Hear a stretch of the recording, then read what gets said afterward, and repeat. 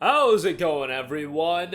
Want to go over a couple of things. PlayStation Plus update for you guys. Unfortunately, there are going to be a couple games that will be departing the service here shortly, and there's some pretty notable ones. Thankfully, it's not as big of an exodus as we've had recently, where we've had like 15 or 20 games getting pulled. It's only 6 games this time around, but there are some relatively notable titles in there as far as games getting pulled, so we'll talk about that. And I do want to give you guys a heads up. You guys know me. I love me my JRPGs. A new JRPG in a long-running franchise has just dropped, and I want to give you guys a little bit of input from me and maybe a little bit of a different thought process than I've had with this franchise in the past, so we'll talk about that as well. Alright, kicking things off, I do want to note that unfortunately, yes, come July, a couple more games will be leaving PlayStation Plus. July 16th is the exact date, which would be let me pull up the day for you guys, a Tuesday, and hopefully right around there, we're gonna get the monthly catalog update to refresh the service as well. Recently speaking, the games leaving the service have actually, I would say, been weighted above the games that have been added to the service. Like, I think PlayStation Plus legitimately has been losing value in some of these months recently because the games leaving the service are more valuable than the games being added to the service. I don't think that's going to be the case in July, given that only 6 games are getting pulled, but right off the top, gotta mention the biggest game that's getting pulled right out the gate. This is absolutely huge and may make some of you guys like completely unsubscribe. My Little Pony, A Maritime Bay Adventure is getting pulled for both PlayStation 4 and PlayStation 5. My Little Pony is one of those games that really set the standard for PlayStation gaming for a lot of people. I remember when the game was coming out, there was a lot of buzz on how much this game was going to sell and how transformative it was going to be for gaming as an entertainment medium, and I feel like My Little Pony, A Maritime Bay Adventure did exactly that. And now that it's leaving PlayStation Plus, this is going to be one of the pivotal moments for PlayStation Plus in totality. Like, this might be a make or break. Like, I know that a lot of people were upset about the price increase. I know people have been talking about the lackluster additions every month, but when you're talking about removing a gargantuan IP, a gargantuan franchise like My Little Pony from PlayStation Plus, that is going to do the service a lot of damage, so something to consider there. Obviously, I am messing with you guys. I can't believe I have to mention that now, but I do know I've been memeing about Walking Dead Destinies recently, and sometimes I've seen a couple comments of people thinking I'm being serious. No, I'm joking, but yes,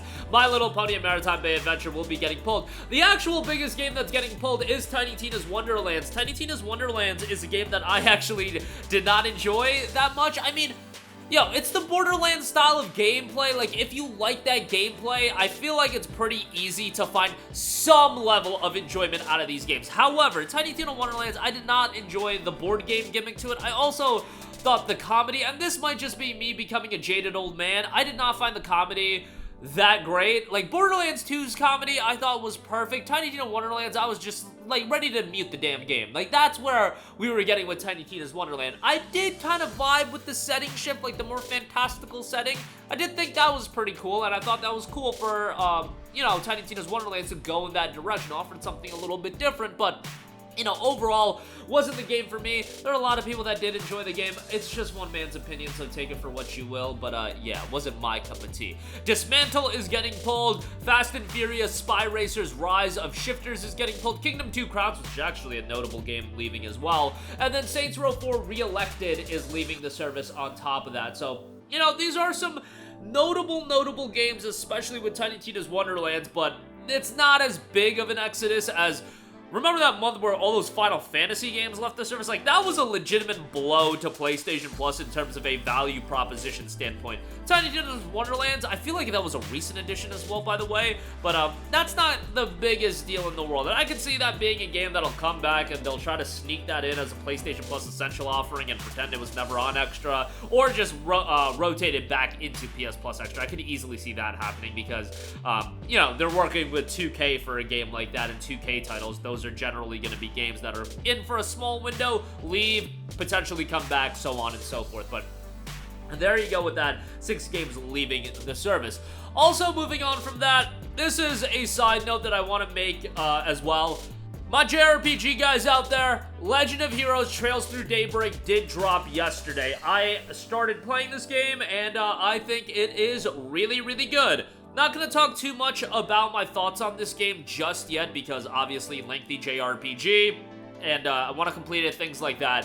But I will say this. Legend of Heroes is one of those IPs that I've been talking up on this channel for years and years. It's one of my favorite JRPG franchises, you know, and I could honestly consider it being my favorite JRPG franchise. Do I think it's the best? No, but I am a sucker for great world building, great character development, and I feel like Legend of Heroes does exactly that.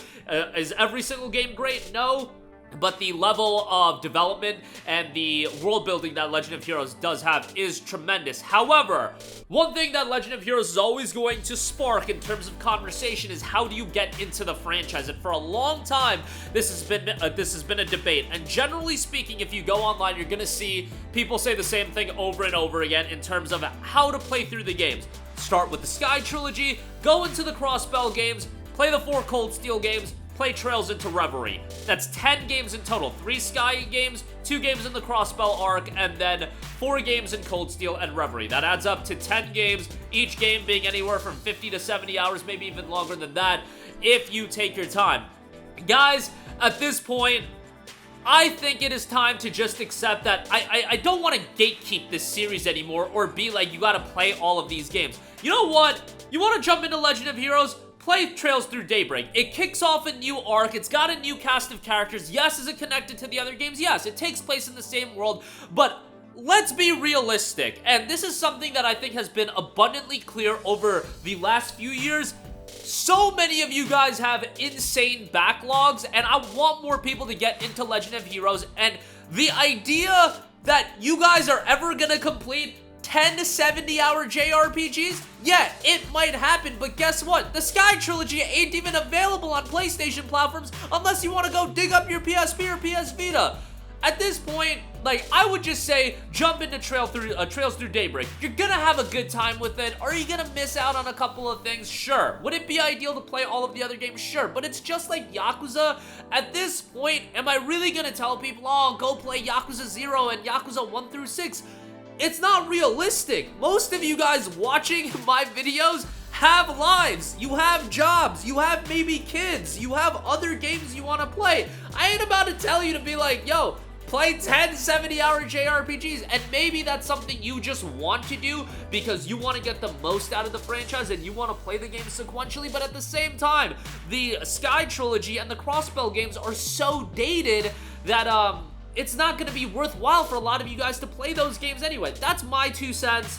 Obviously, there are summaries online available, and, you know, the accessibility factor is going to differ from person to person, and some people are just going to be like, I want to get the entirety of the story leading up to Trail Through Daybreak, but Daybreak does kick off a new arc, and by the way, Daybreak 2 announced for early 2025. Quick turnaround there. Excited for that, but, yeah, I just wanted to make that point, and I feel like I'm just gonna, like, continue making that point, especially when it comes to the Yakuza games as well. I don't think it's realistic to be like, yo, go play all those games. For example, with Infinite Wealth, I do think it would be beneficial to play Yakuza 0 and enjoy some of the Kiryu titles and know Kiryu's story, but we gotta get people into these franchises, and me being like, yo, go play 10 JRPGs before Daybreak, it's a daunting process to say the least, especially with some of you guys already having literally north of 100 games in your backlog. If you're a JRPG fan, this is my opinion, jump into Trails Through Daybreak. I think you're gonna have a good time and work your way back, circle back, but I gotta get you guys invested into this franchise,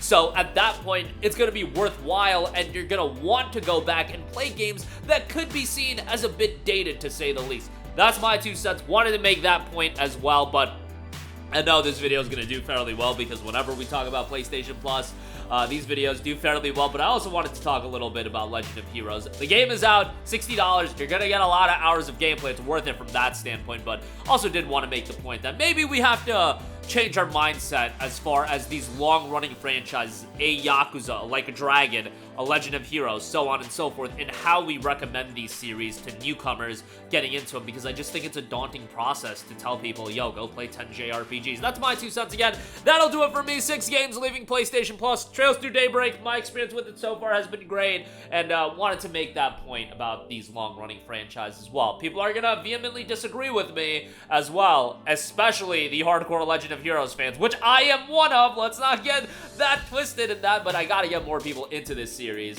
So that's my 2 cents on that. Let me know your thoughts down below. As always, thank you for watching. Sound off in the comments, and goodbye. Hey guys, we hope you enjoyed the video, and if you did, make sure to hit the subscribe button, and if you're already subscribed, do us a favor and hit the bell icon. This way you'll be notified whenever we post a new video. That's the best way to keep up with all of our uploads, and we usually try to upload 2 videos a day. And with the bell icon hit, you'll be notified whenever we do upload a video. As always, thanks for watching.